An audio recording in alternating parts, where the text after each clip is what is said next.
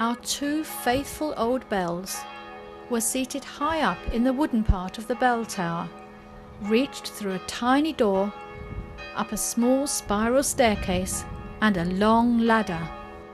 The Kent County Association of Change Ringers, all volunteers, are preparing to bring the bells down from the belfry. Morning, Brian.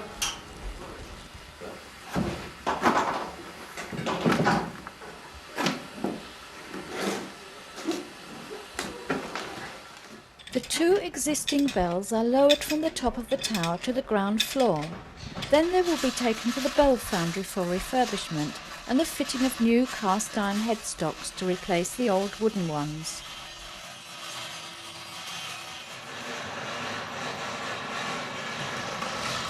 Well done.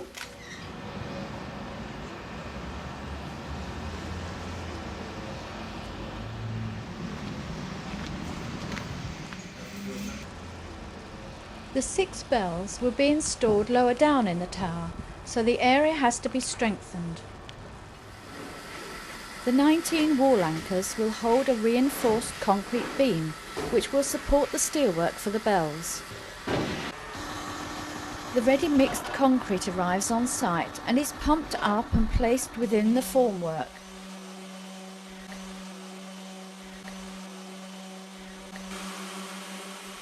Work continues on the flooring, while up at the 400-year-old Whitechapel Bell Foundry, work is already in progress, and we are invited to watch the pouring of 2 of our bells.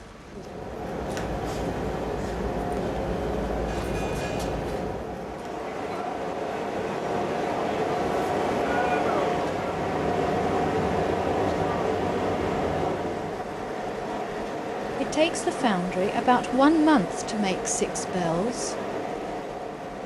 Using a loam made up of London clay, brick dust, Mansfield sand, goat's hair and horse manure, curved bricks are formed into the inside core shape.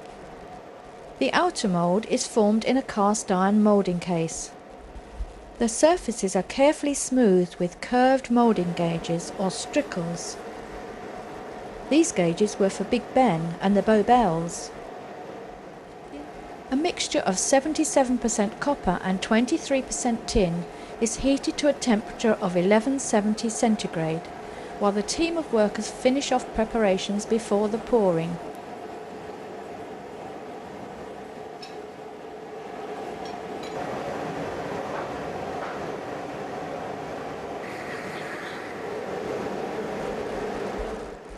"15 minutes to tapping time."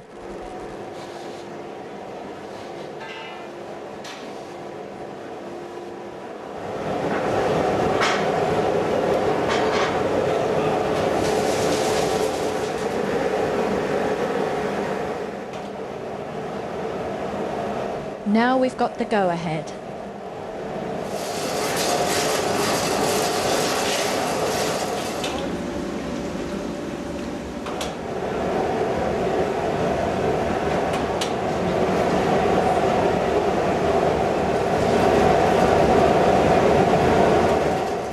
This was such a memorable moment, both for Ken and the church members who witnessed the pouring of the bells.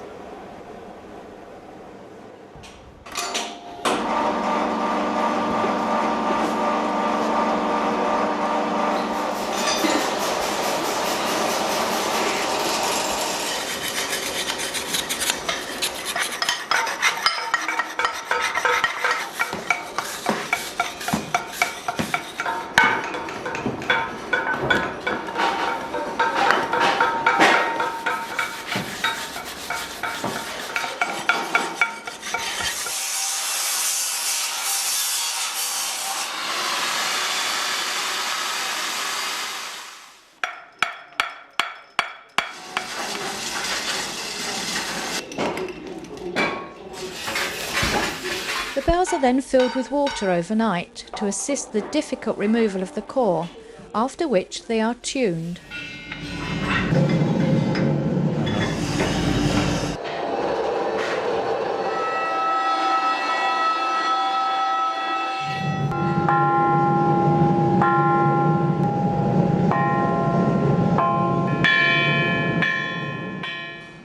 The bell is taken to the engineering shop, where the headstock is fitted, ready for delivery.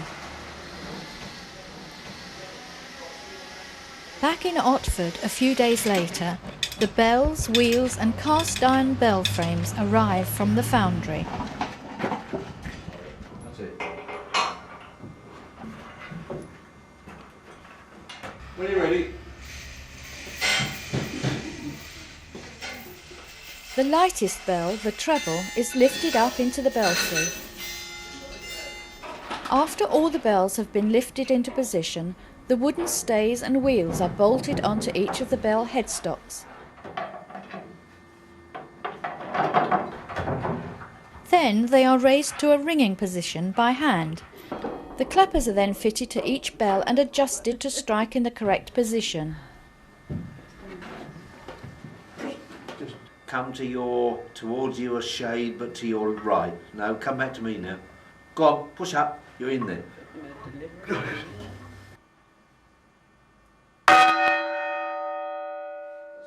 Right, here we go.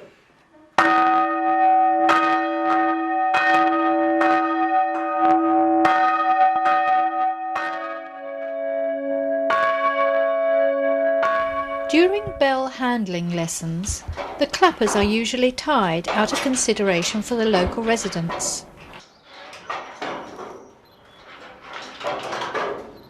Catherine and her team from the Kent County Association of Change Ringers have spent many hours training our novice bell ringers in local churches. Here a computer is being used to simulate the sound of bells for listening practice.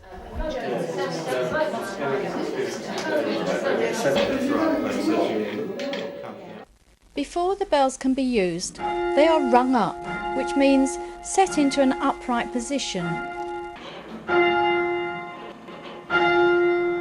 All is now ready, and a group of experienced ringers will try out all the bells together.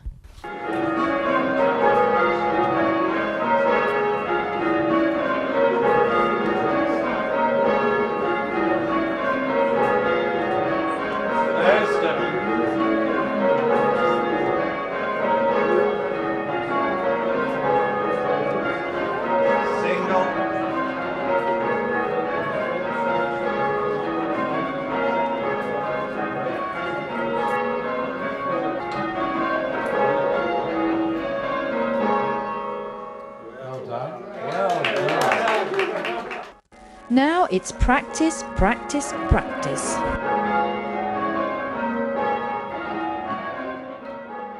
To the greater glory of God, and in thankful remembrance of John Dickinson of Otford, we dedicate this memorial stone in the name of the Father, and of the Son, and of the Holy Spirit.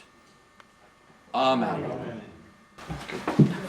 Then shall the bells ring out.